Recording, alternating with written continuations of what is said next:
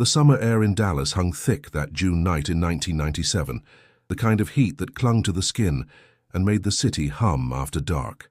Inside Baylor University Medical Center, the fluorescent lights cast long shadows over the polished tile floors as Nurse Emily Wallace finished charting her last patient notes of the shift. Her badge swung slightly from her scrubs as she leaned against the nurse's station, rubbing her temples. It had been a long day, 2 back-to-back shifts in the trauma unit, but Emily, as always, managed to smile when her colleague passed by. "Still here, Em? You're going to live in this place if you're not careful," joked Carla Evans, her roommate and fellow nurse. Emily laughed softly. "Just one more signature and I'm free. You heading out?"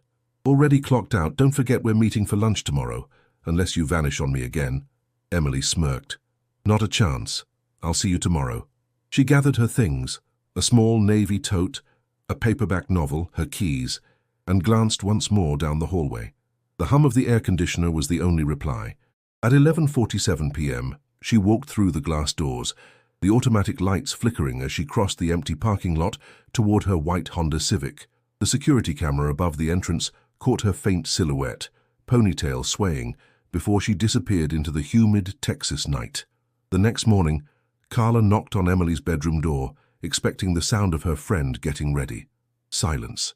Emily's bed was untouched, her uniform from the night before still folded neatly on the chair. Carla tried to stay calm, but by noon, worry gnawed at her. She called the hospital.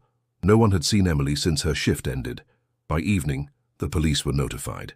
Detective Michael Torres arrived, his tone steady but his expression grave. He'd seen disappearances before, but something about this one didn't sit right. Emily's car was still parked exactly where she'd left it, doors locked, her purse on the passenger seat, but her keys missing. No signs of struggle, no witnesses. As the sun sank behind the Dallas skyline, red and blue lights painted the parking lot. Carla stood beside the car, trembling. "She wouldn't just leave," she whispered. "Not Emily." Torres nodded slowly. "Then we'll find out what happened to her." In the days that followed, flyers bearing Emily's face appeared across Texas. Grocery stores, gas stations, church bulletin boards.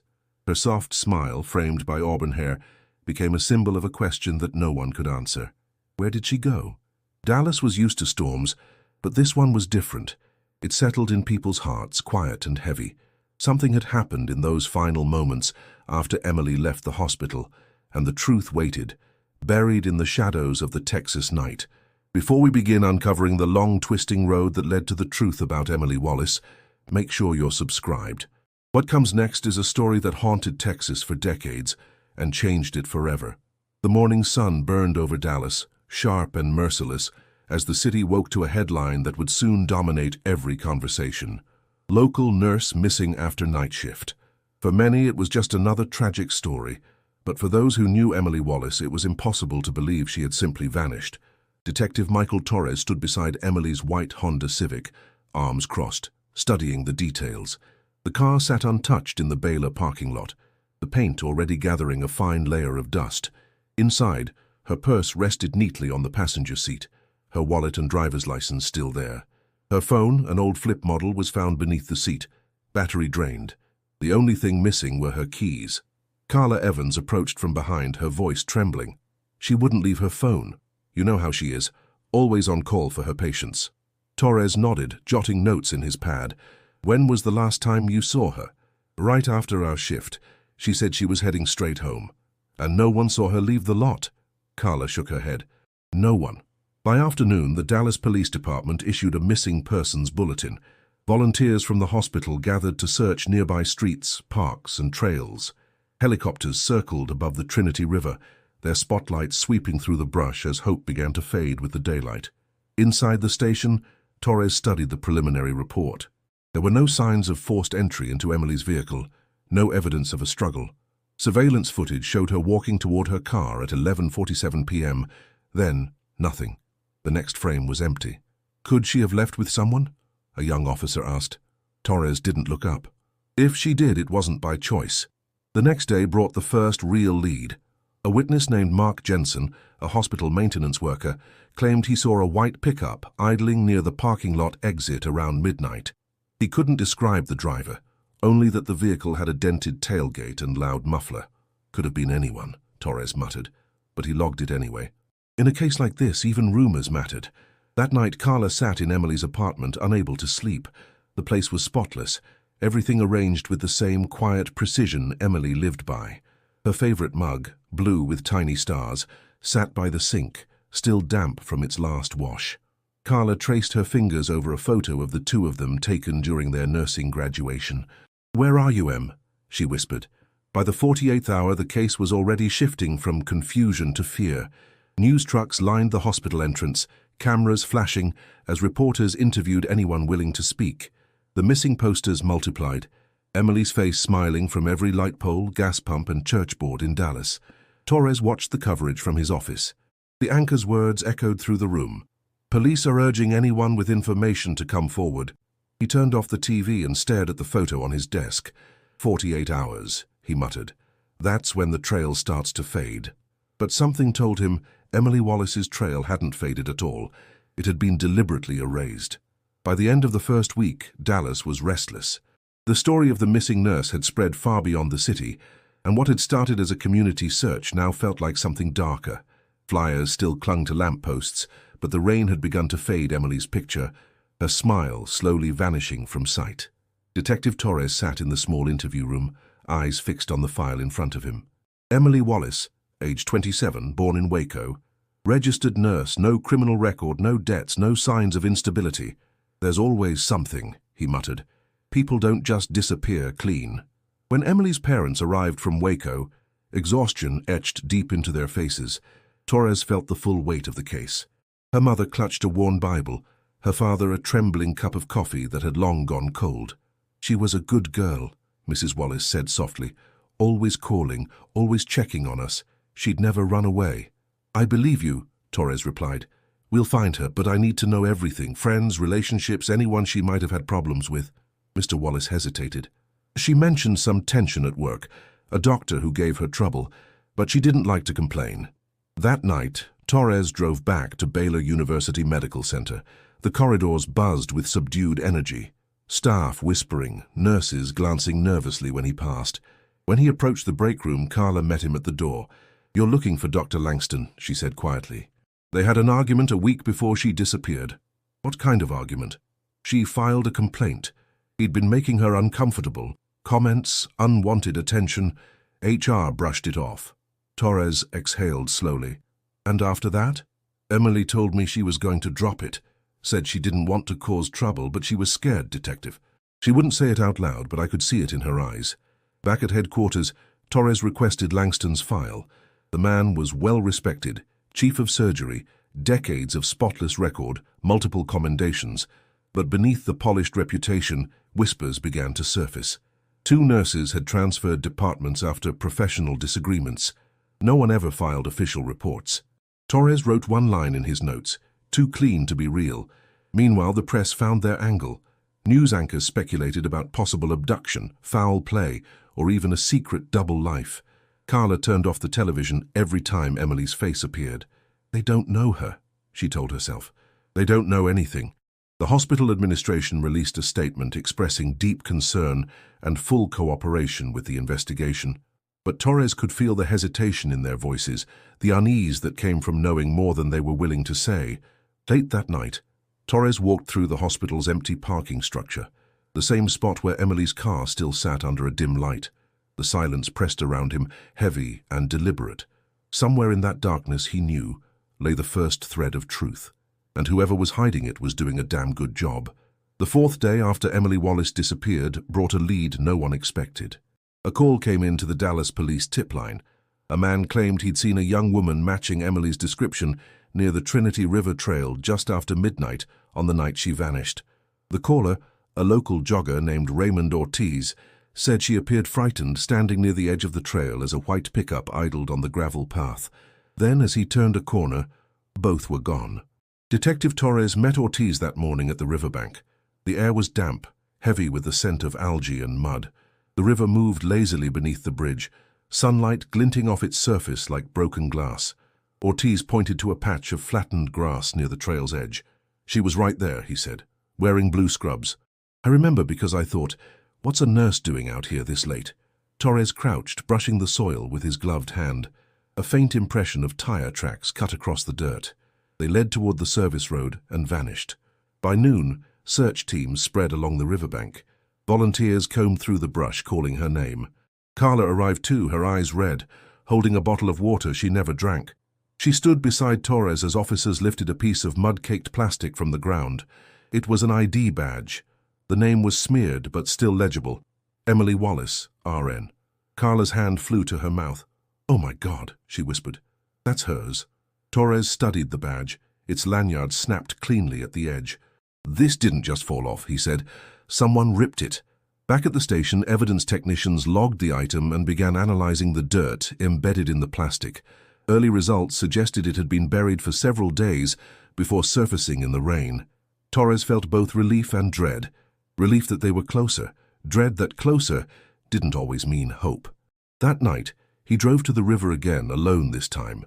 The hum of cicadas filled the air, and somewhere in the distance, a freight train rumbled past. He walked along the trail, flashlight sweeping across the water's edge. He thought about Emily's parents, about Carla, about how every missing person left behind 1,000 unanswered questions that no one could escape. When his radio crackled, he jumped slightly. It was dispatch. "Detective Torres, we got nothing new from the hospital interviews. Everyone says the same thing. She was fine when she left."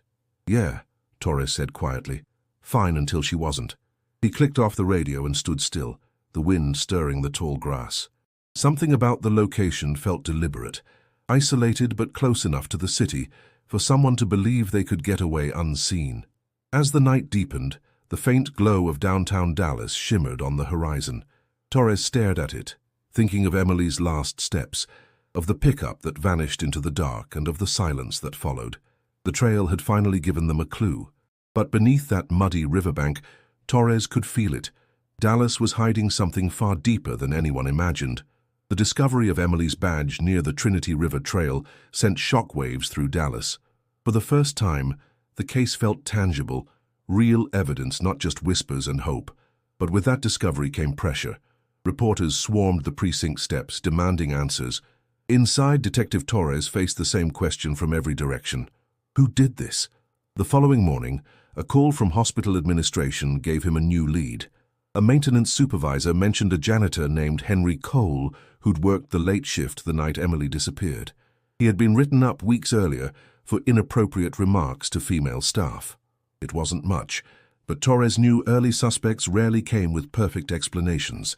Torres and his partner, Detective Ramos, found Cole in his small apartment on the east side of Dallas. The place was cluttered, stacks of newspapers, empty beer cans, the faint smell of oil and dust.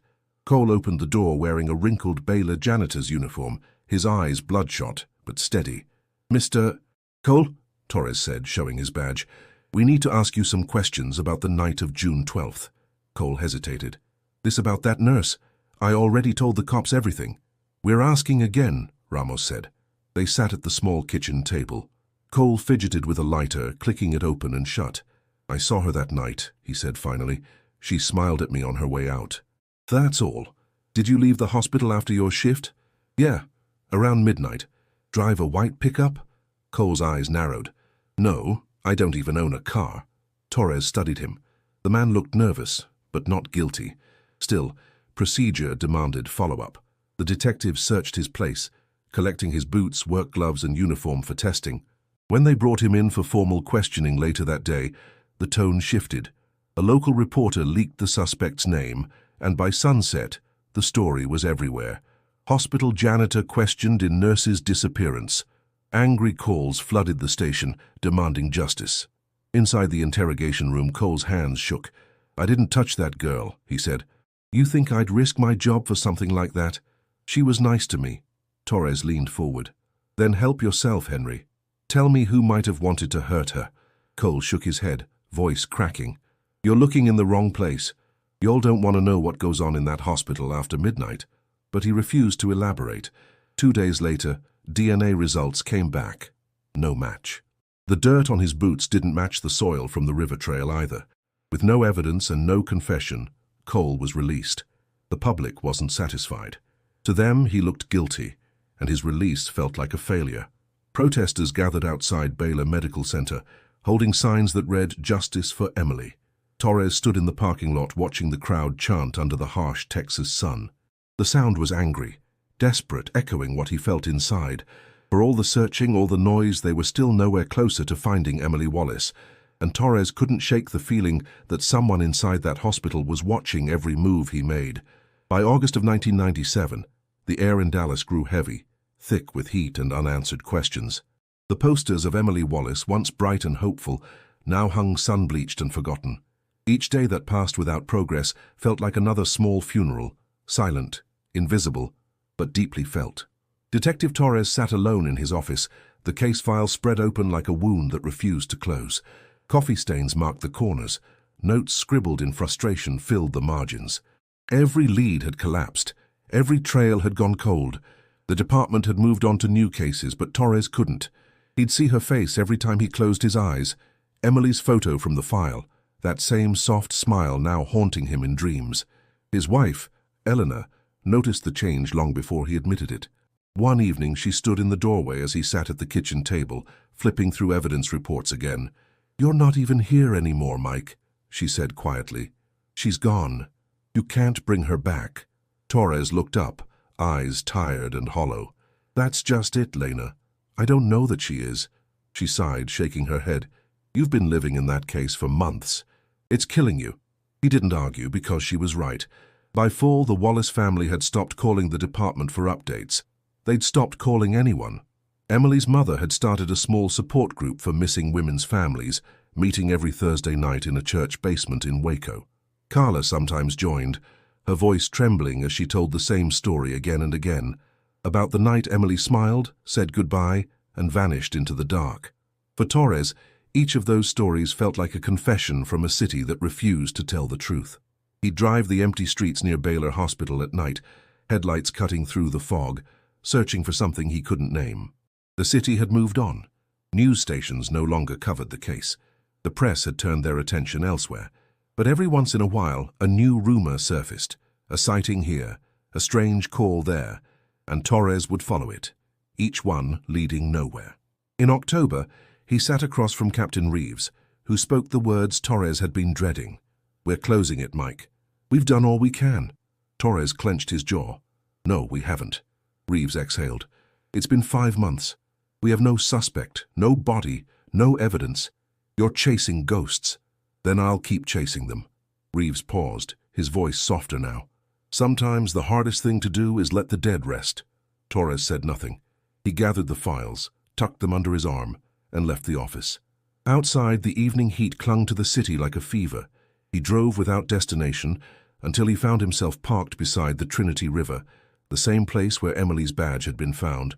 He sat there for hours, listening to the cicadas and the slow rush of the water. Somewhere out there, he believed, Emily Wallace was still waiting to be found. But as the months slipped quietly into years, Dallas forgot her name. Torres never did. 2 decades passed, and Dallas had changed. The skyline stretched higher, glass and steel where old brick once stood, but beneath the city's polished surface, ghosts still lingered. One of them bore the name Emily Wallace. Detective Sarah Holt hadn't been born when Emily vanished in 1997. By the time she joined the Dallas Police Department's cold case unit in 2017, the Wallace file had gathered a thin coat of dust and a thicker layer of indifference. But that morning, while clearing out an old evidence cabinet, she found it wedged between 2 unsolved homicide boxes, a faded manila folder labeled simply, "Wallace, Emily, Missing Person." Holt flipped it open. Inside were yellowed reports, photographs, and transcripts of interviews typed on paper so thin they almost tore in her hands. One image caught her attention, the nurse's ID badge, caked with mud, the lettering barely visible. Something about it struck her, a quiet detail that didn't fit. When her supervisor walked by, Holt spoke without looking up. "Why was this one never closed?" He paused, glancing at the file. "Old case. No body, no suspect, no evidence that held up. Torres ran himself into the ground on it. Retired back in 2003. Did they ever recheck the DNA?" Her supervisor shrugged. "Back then, they didn't have what we've got now. But don't get your hopes up, Holt. Some ghosts don't want to be found." She didn't answer. That night, Holt stayed late reading every page. She noted timelines, witness statements, and inconsistencies that had been overlooked, security shifts that didn't match, names that appeared and disappeared from the logs. It wasn't just a cold case. It was a puzzle left unsolved by time and human error. The next morning, she looked up Torres's address in the retired officer database. He lived outside Fort Worth, listed as unavailable for contact. Holt smiled faintly. Unavailable wasn't a no. 2 hours later, she pulled into a quiet rural neighborhood where cicadas droned beneath the afternoon sun. A man in his 60s tended a small garden behind a white fence. His shoulders were broad but slightly stooped, his hair silver. "Detective Torres?" she asked. He turned, wiping his hands on a towel. "Haven't heard that in a while." "I'm Detective Sarah Holt, Dallas PD cold case. I think we need to talk about Emily Wallace." He froze, the color draining slightly from his face. "You found her?" "Not yet, but I think you missed something." Torres studied her for a long moment. The years etched deep around his eyes. "I didn't miss it," he said quietly. "I just couldn't prove it." Holt stepped closer. "Then maybe together we can." He gave a small, reluctant nod. "The file's been sleeping for 20 years, he said. "But if you open that door, you better be ready for what's behind it." "I am," Holt replied. As the wind rustled through the dry Texas grass, Torres looked back toward the horizon. For the first time in years, he felt the past stir. And deep down he knew, Emily Wallace's story wasn't over. Detective Sarah Holt sat in the dim light of the cold case unit, the hum of old computers filling the silence. She had convinced Torres to meet her again, this time at headquarters, where the Wallace evidence boxes sat untouched for nearly 2 decades. Dust covered the lids, but the weight inside was heavier than time itself. "Technology's different now," Holt said, sliding on a pair of gloves. "We can rerun every sample. DNA, fibers, anything they collected." Torres raised an eyebrow. "You think time's going to give us what we couldn't find back then?" "Not time," she replied. "Progress." They began cataloging the contents of the first box. Emily's uniform, a soil sample from the Trinity River site, the broken lanyard from her ID badge. Torres hesitated as he held the badge again, its edges still faintly stained with earth. "I remember this," he murmured. It was the only thing that made her real after she disappeared. Holt placed it carefully into a new evidence bag. "Let's see what it tells us now." Weeks passed as forensic teams worked through the samples. The results came back on a gray Thursday morning. Holt stood over the printer as the report rolled out line by line. A single entry stopped her breath. Partial DNA profile recovered from hair strand found on ID badge. She called Torres immediately. "You'd better sit down," she said when he arrived. The lab had matched the partial DNA to a man named Derek Lowe, a former hospital orderly who had worked at Baylor until 1998, fired after multiple harassment complaints. He'd been arrested in 2005 for burglary, but died in prison a few years later. Torres frowned, flipping through the printout. If Lowe was involved, why didn't anyone look at him back then? Holt shook her head. "No record of him in the original investigation. His name doesn't appear anywhere." "That's impossible," Torres said. "He was staff.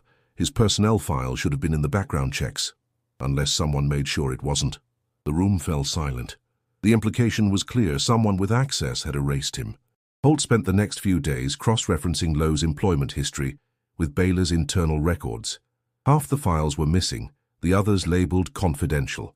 Every time she requested digital copies, the system responded with the same message: restricted by administrative order. She leaned back in her chair, rubbing her temples. "They buried him," she muttered. "Not just Emily. Him, too." Torres stood by the window, watching the city lights blur through the rain. Hospitals protect their own. Back then, they were more worried about reputation than truth. "Then it's time to change that," Holt said. But something still gnawed at her. The DNA connection didn't feel final. It felt convenient, too clean, too easy after 20 years. The reports painted Lowe as a predator, but there was no direct evidence linking him to Emily beyond that single hair strand. Late that night, Holt reopened the oldest box again. Inside was a smaller envelope labeled Miscellaneous, 1999 follow-ups. She frowned. There was no record of it in the evidence log. Inside she found a single VHS tape, unmarked except for a faded sticker reading, "Security Interview." Holt stared at it for a long moment, the hum of the room fading around her. Something told her this tape was the key.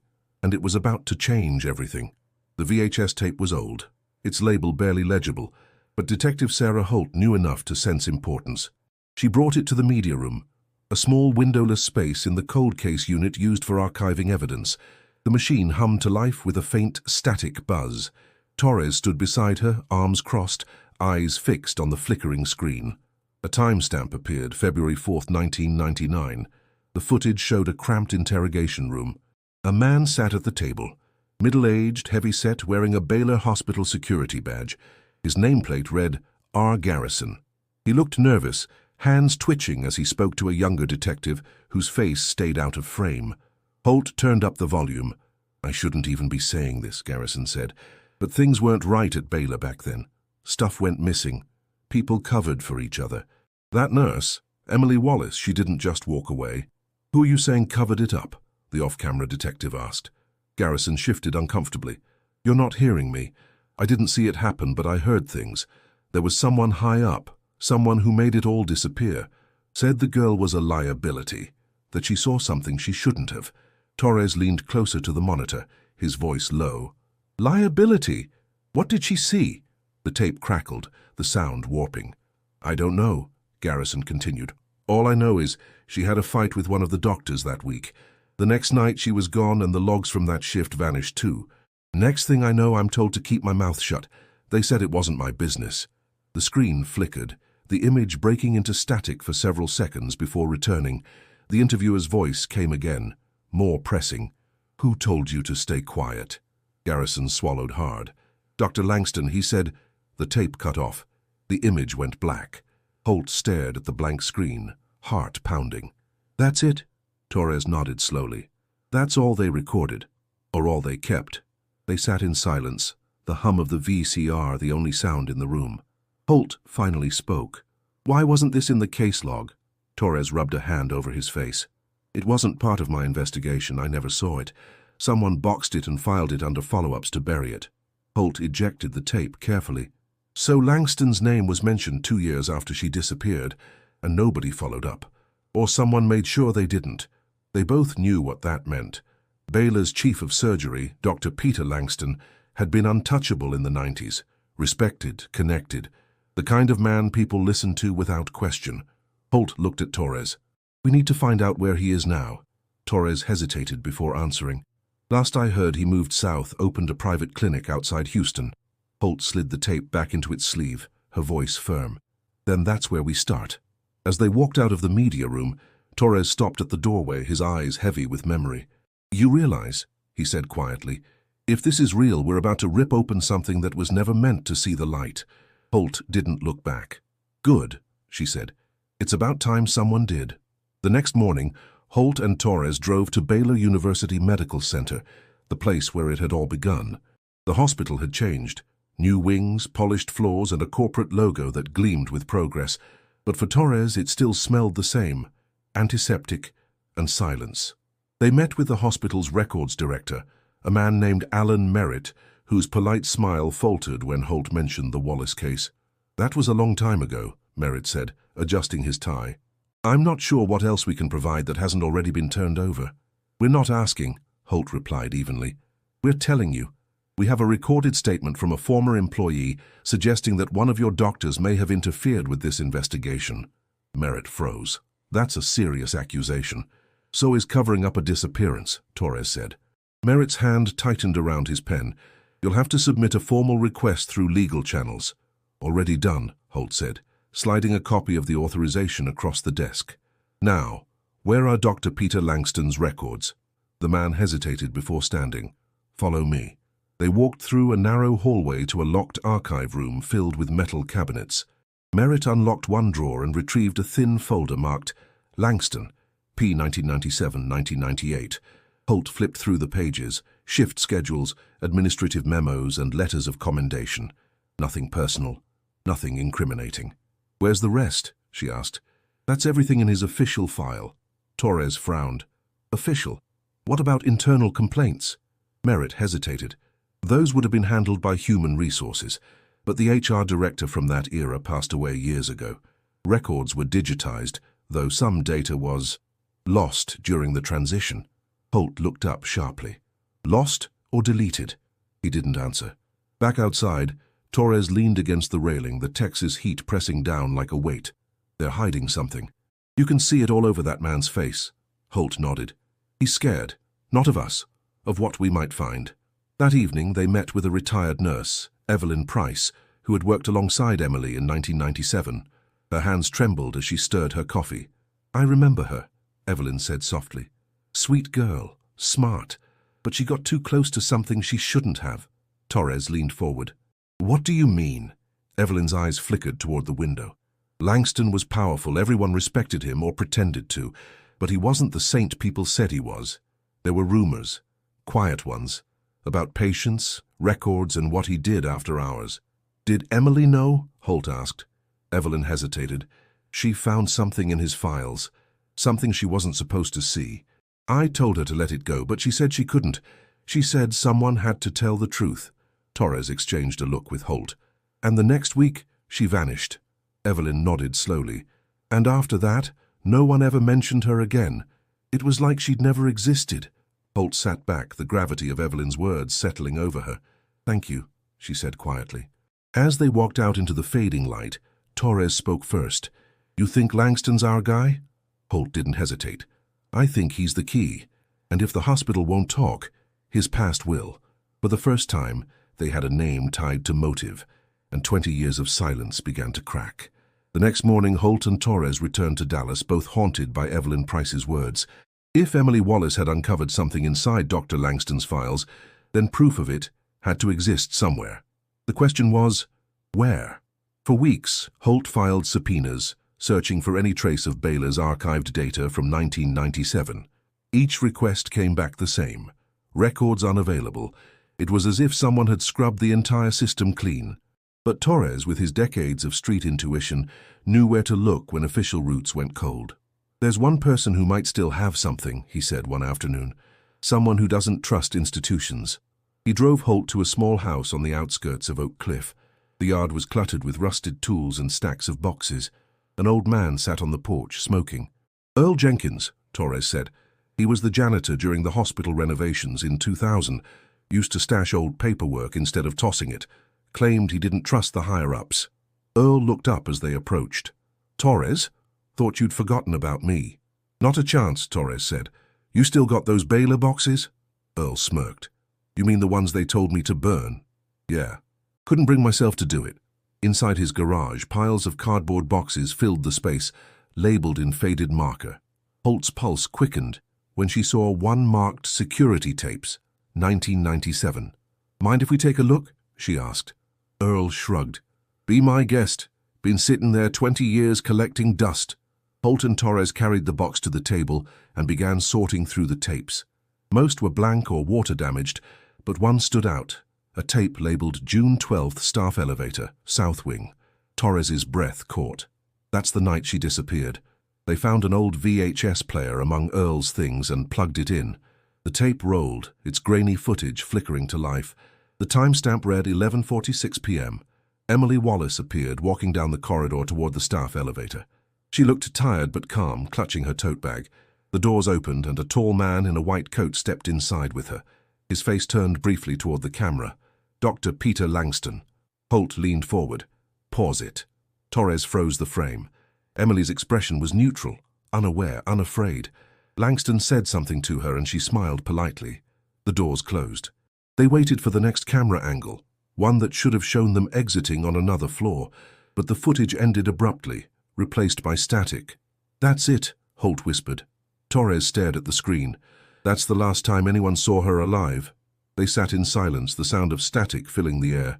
Holt finally exhaled. This tape was never logged. Someone pulled it before it reached evidence. Torres nodded grimly. Langston had the power to do that. Back then, nobody questioned him. Holt ejected the tape, sliding it carefully into an evidence sleeve. They will now. As they stepped outside, the evening air felt electric, thick with the weight of truth finally surfacing. For 20 years, Emily Wallace's trail had been buried beneath lies and bureaucracy. Now they had something Baylor couldn't erase. Proof. The footage from the staff elevator haunted Holt's mind for days. She replayed it again and again, searching for anything they'd missed, any clue hidden in the static. But every time it ended the same way. Emily Wallace stepping inside with Dr. Peter Langston. And then nothing. The tape cuts at exactly 11:47, Holt said, pacing the office. That's the same minute Emily left the hospital according to her time card. Torres sat across from her, eyes heavy with memory. Langston knew the building's surveillance layout. He could have taken her anywhere in that missing hour before midnight. Holt stopped. Then that's what we find. The missing hour. They started with property records. After his resignation from Baylor in 1998, Langston had purchased a lakeside cabin east of Dallas, near Lake Ray Hubbard. It had never been searched. 2 days later, accompanied by a forensic team, they arrived at the quiet property. The cabin stood back from the water, surrounded by cedar trees, its paint faded and windows clouded with dust. The air smelled of old rain and forgotten secrets. Torres stepped onto the porch and looked around. This is where he came to disappear, he murmured. Inside, the place was eerily preserved. Medical books lined the shelves, and a Baylor mug sat on the counter, stained with years of neglect. Holt's flashlight passed over an old photograph. Langston smiling with hospital staff, his arm around Emily Wallace. Her stomach twisted. He kept this, she said softly. The search extended to the backyard, where cracked stone steps led toward the lake. One of the officers called out, "Detectives, you'll want to see this." Beneath the cabin's foundation, half buried in the dirt, they uncovered a small bracelet, silver, tarnished, engraved with faint letters, E. Wallace. Holt crouched, brushing away the soil. The metal was cold, but her pulse raced. Torres knelt beside her. "That's hers, no doubt." The forensic team marked the site and began excavation. Hours passed as they worked, the sun sinking low over the water. Finally, one of the technicians emerged, holding a sealed evidence bag. Inside were fragments of fabric, blue material consistent with hospital scrubs, and a small bone fragment. "Run it," Holt said immediately. "I want DNA confirmation." 3 days later, the results arrived. The bone matched Emily Wallace. Holt sat in silence as the lab director handed her the report. Torres stood behind her, his voice low and steady. "We found her. It was supposed to feel like victory, but it didn't. The air in the room was heavy, the words hollow. Finding Emily meant closing one chapter, but it also meant facing the man who had opened it. "We need a warrant for Langston," Holt said finally. "And we need it now." Torres nodded, but his expression was distant. "I spent half my life wondering what happened to that girl," he said. "Turns out the truth was sitting under a stranger's house all along." As they prepared the arrest documents, Holt looked out the window toward the fading skyline. For 20 years, Emily Wallace had waited in silence. Now her story was about to speak louder than ever. The news broke before sunrise. Former Dallas surgeon arrested in connection to 1997 disappearance of nurse Emily Wallace. The headlines spread across every major outlet, each one replaying the same footage. Dr. Peter Langston, now 68, escorted in handcuffs from his Houston clinic, his expression unreadable beneath the flashing lights of police cameras. Detective Sarah Holt stood outside the precinct, phone buzzing non-stop. "They're calling it the arrest that shocked Texas," she said to Torres, who watched the chaos from a distance. After 20 years, people still remember her. Torres nodded. The lines on his face deepened by exhaustion. They should. She deserved that. Inside the interrogation room, Langston sat perfectly still. His hair had turned white, but his composure was the same cold confidence that had once silenced an entire hospital. Holt placed a folder on the table, her tone even but sharp. "We found the bracelet, Dr. Langston, the one engraved with Emily's name. We also found remains under your property at Lake Ray Hubbard. Care to explain that?" Langston adjusted his glasses. "That cabin's been abandoned for years. Anyone could have planted something there." Torres leaned forward. "Except we have a security tape showing you as the last person seen with her alive. That's not something you can bury." Langston's lips curved into a faint smile. "Detective, I've spent my life saving people. I didn't hurt that girl. Whatever you think you found, it's circumstantial." Holt opened the folder, sliding the still frame from the elevator tape across the table. Emily's face stared back at him. "You were with her minutes before she disappeared. You knew exactly where the cameras were, exactly how to make a file vanish. You had motive, access, and control." For a moment, something flickered in his eyes. Fear, or maybe guilt. Then he exhaled softly. "You want a confession, detective? Fine. I'll tell you what happened, but it wasn't murder. The room went silent. Holt's pulse quickened. She came to me that night, Langston continued. She found something in my files, something about a patient I misdiagnosed. She said she'd report me. I asked her to wait, to let me fix it quietly. She refused. We argued. She fell, hit her head. It was an accident. Torres's jaw tightened. An accident doesn't end with a body buried under your house. Langston's voice dropped to a whisper. You don't understand. I panicked. The hospital would have destroyed me. I covered it up. I thought I was protecting my career, my family. Holt stared at him, anger and sorrow mixing in her voice. You protected yourself. You left a family wondering for 20 years. Langston looked down, his hands trembling slightly for the first time. I didn't mean for it to go that far. Outside, reporters clamored for statements as the story swept across Texas. To the public, Langston's confession was closure, but for Torres and Holt, it felt like something else, an echo of every decision made too late. As Langston was led out in cuffs, Torres turned to Holt. Justice took 20 years to catch up, he said quietly. But it always does. Holt nodded, watching the cameras flash. And now everyone will finally hear her name again. The courthouse in downtown Dallas was packed. Reporters filled the benches, cameras lined the hallway, and the air buzzed with the weight of 2 decades of unanswered questions. Dr. Peter Langston sat at the defense table, expression hollow, his once pristine reputation now dismantled in full view of the state he had deceived. Detective Sarah Holt took the stand first. Her testimony was calm, measured, but firm. She described the evidence recovered, the bracelet, the bone fragment, the tapes, and the confession. It wasn't a mystery anymore, she said. It was a secret that finally ran out of time. The defense argued that Emily Wallace's death was accidental, a moment of panic rather than intent. But the prosecution painted a different picture of a man consumed by ego, willing to bury a woman's life to preserve his own. When the elevator footage played on the courtroom screen, the silence was absolute. In the front row, Carla Evans held Emily's mother's hand. Both women trembled as they watched that final image. Emily smiling politely, unaware she was stepping into her last hour alive. Torres sat behind them, wearing his old detective badge on his belt. He hadn't testified, his work spoke for itself, but he couldn't stay away. For him, this trial wasn't about punishment. It was about promise. When Langston took the stand, his voice was quiet, stripped of arrogance. I lost control, he said. I thought I could fix it. I thought it would all go away if no one found out. The prosecutor's reply cut through the room. It didn't go away, Dr. Langston. You just left the truth buried next to her. By the time the jury returned, the sun had set beyond the courthouse windows. The foreman stood, reading the verdict aloud. Guilty of manslaughter, guilty of evidence tampering, guilty of obstruction of justice. Langston's face barely moved, but his shoulders sank, as if the weight of 20 years had finally found him. Emily's mother wept quietly, clutching Carla's hand. Torres closed his eyes. Holt exhaled for the first time in days. Outside, the crowd erupted. News anchors delivering live updates, strangers holding signs with Emily's name written in bold letters. For the first time, it wasn't just a case number, it was a life reclaimed.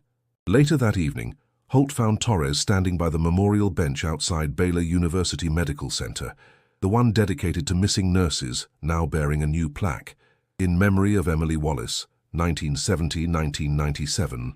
She'd be proud of you, Torres said. Holt shook her head. This wasn't just me. You started this. You refused to let her disappear. He smiled faintly. We both did what she deserved. They stood in silence for a long moment, the city humming softly around them. The night was warm, filled with the distant rhythm of passing cars and the faint murmur of a city that had finally remembered her name. Before leaving, Holt placed a single white lily on the bench. Rest easy, Emily, she whispered. The past had finally spoken, and this time Dallas listened. Months after the verdict, Dallas began to heal. The story of Emily Wallace had left a mark deeper than anyone expected. It wasn't just about a nurse who vanished. It was about the power of persistence, of refusing to let silence win.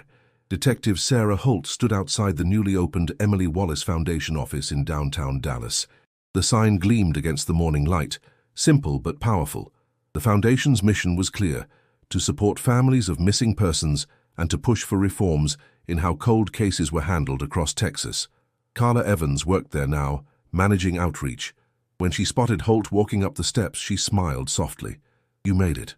"I wouldn't miss it," Holt replied. "Emily would have loved this." Carla nodded, her voice low. "She always wanted to help people. Guess she still is." Inside, framed photographs of missing men and women lined the walls. Each name carried a story, a reminder that closure wasn't always about endings. It was about finding truth. After the ceremony, Holt drove to the quiet neighborhood outside Fort Worth. Torres had retired officially, but she found him sitting on his porch, a cup of coffee in one hand and the old Wallace file beside him. "You look like a man who can finally sleep," she said, taking a seat. He chuckled. "Sleep's overrated, but peace? That's new." Holt looked out over the yard. "You ever think about how many cases don't end this way?" "All the time," he said. "That's why you keep going. So maybe the next one does."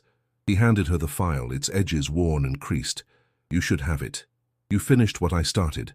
She hesitated, then accepted it. "You know, you could have walked away years ago." "Yeah," Torres said, a faint smile tugging at his lips. "But some stories stick to you." Emily's did.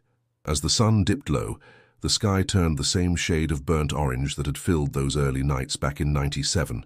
Holt thought about Emily, the laughter Carla had described, the dedication her patients remembered, the courage it must have taken to stand up to a man like Langston.